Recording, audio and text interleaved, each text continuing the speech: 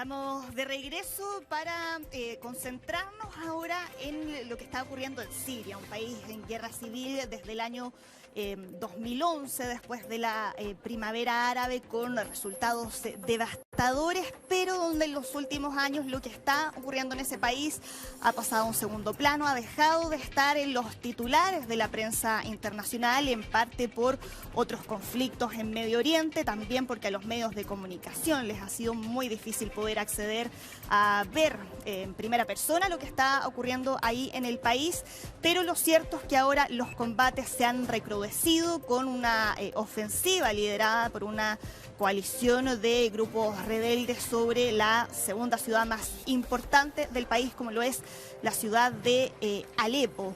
Queremos profundizar sobre este tema junto al académico de la Universidad Adolfo Ibáñez, Fernando Wilson, que está en comunicación con nosotros. ¿Cómo está, Fernando? Buenas tardes. Hola, buenas tardes. Muchas gracias por la invitación. Sí, Fernando, no sé bien ahí cómo describir lo que ha ocurrido en Siria en los últimos años. No sé si llamarlo relativa calma, porque claro, si lo comparamos con otros conflictos, podríamos tener la impresión de que los combates han estado paralizados en alguna zona, pero durante este tiempo en que no hemos estado monitoreando lo que está ocurriendo en Siria, como sí en Gaza, por ejemplo, o en Líbano. ¿Cómo podrías resumir la situación en Siria dentro de los últimos años? A ver, en esencia es un equilibrio precario. El gobierno de Bashir al-Assad, apoyado en su propio ejército árabe sirio, el antiguo ejército sirio nacional, y del ejército ruso, ha conseguido controlar buena parte de la Siria urbana o la Siria agrícola, digamos, eminentemente el suroeste y el noroeste, mientras que la Siria desértica ha entrado en una dinámica de un relativo equilibrio entre una serie de otros actores. Tienes a los kurdos en el norte con algún apoyo americano, tienes a ISIS que permanece en el desierto en algunos pequeños núcleos, hay algunos otros presencia, perdón, de fuerzas turcas y de grupos rebeldes apoyados por los turcos en la frontera noroeste. Y también había un núcleo del antiguo grupo Al-Nusra, que a contar del 16 se convierte en el HTB actual, Mm. que se mantenía en actividad en una cierta latencia en el norte, digamos, sin representar mayores problemas. Pero el desarrollo de la guerra de Ucrania, que ha implicado que la presencia rusa en Siria ha disminuido su volumen de fuerza, y los problemas que ha estado teniendo Hezbollah con Israel, que han significado que también ha tenido que sacar una cantidad considerable de fuerzas que proveían lo que era la base, la masa de la infantería del ejército de Assad, generaron un vacío de poder que Ujú. el grupo eh, HTB, digamos, Ujú. aprovechó de manera muy sorpresiva, consiguió una sorpresa estratégica inesperada y consiguió conquistar, en el mejor de los casos, todo Alepo, en el peor, buena parte de él. Mm. Ahora, lo que hace esto es evidenciar la fragilidad del régimen. Hezbollah no tiene la capacidad de devolver los soldados que tenía desplegados antiguamente en Siria. Por lo tanto, lo que se está haciendo ahora, Irán está proveyendo milicias pro-iraníes que vienen de Irak, digamos, chiitas, para tratar de apuntalar un poco a las fuerzas sirias. Y los rusos están proveyendo apoyo aéreo con una enorme cantidad de ataques sobre Alepo y sus cercanías para Mm. destruir las formaciones mecanizadas que estos grupos rebeldes han conseguido acumular, digamos. Claro. Pero esto representa una fragilización, por decirlo de alguna forma, aquí se acaba de caer la primera carta del castillo de naipes y Sí. genera un problema estructural de estabilidad dentro de Siria. Claro, esa fragilidad de los principales soportes del régimen de Bashar al-Assad, sin duda que es aquí uno de los factores principales a la hora de explicar esto. De todas formas, como mencionaba Fernando, Rusia sigue entregando apoyo aéreo, también Irán. Em, ¿Cuánto uno podría decir que está en riesgo el gobierno de Bashar al-Assad? Porque lo cierto es que más allá de esa fragilidad, la ayuda todavía continúa. ¿Cómo proyectas ahí el futuro del régimen actual?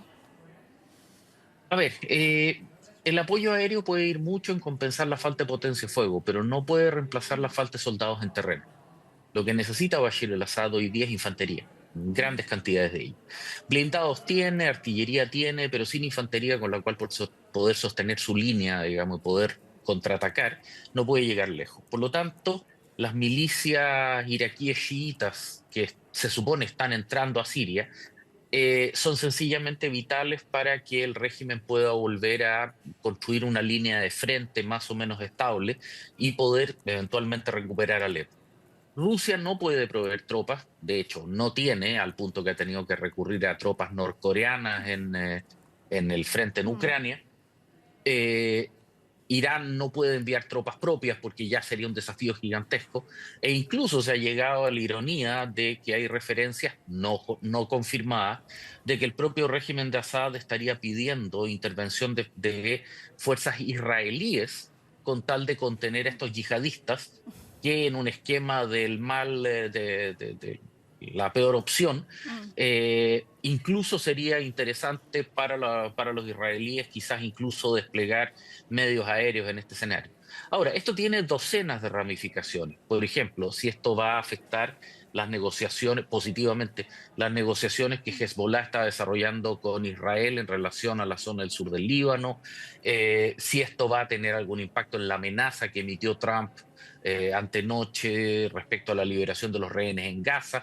Es decir, tiene una cantidad de ramificaciones que van mucho más allá del mero Bashir al-Assad, Sí. sino que esto de alguna manera refleja más bien afecta el equilibrio estructural de fuerzas que tienes en Medio Oriente. Mm. Detengámonos ahora, Fernando, en este grupo que tú mencionabas, Hayat Tahrir al-Sham o HTS, Al-Sham. que son quienes están Exacto. ahora liderando esta ofensiva. ¿Quiénes son? ¿Son una especie de continuadores de lo que fue en su momento el Frente al-Nusra? Porque estaba viendo aquí que una de las características de este grupo es que se han tratado de sacudir un poco de el pasado yihadista, que fueron grupos yihadistas los que finalmente terminaron secuestrando la oposición a Bashar al-Assad. Claro, a ver, es complicado limitar a este grupo solo a la condición de yihadista. Lo que ellos han tratado de hacer más bien es de alejarse de lo que en su momento fue Daesh o Mm. el ISIS. Pero ellos son un grupo wahhabí, es decir, suní particularmente radical. Por eso, digamos, los iraníes están tan interesados en mandar chiitas de Irak para enfrentarlo. Eh, el grupo Al-Nusra originalmente estaba afiliado con Al-Qaeda Sí. y tenía una vinculación eminentemente suní.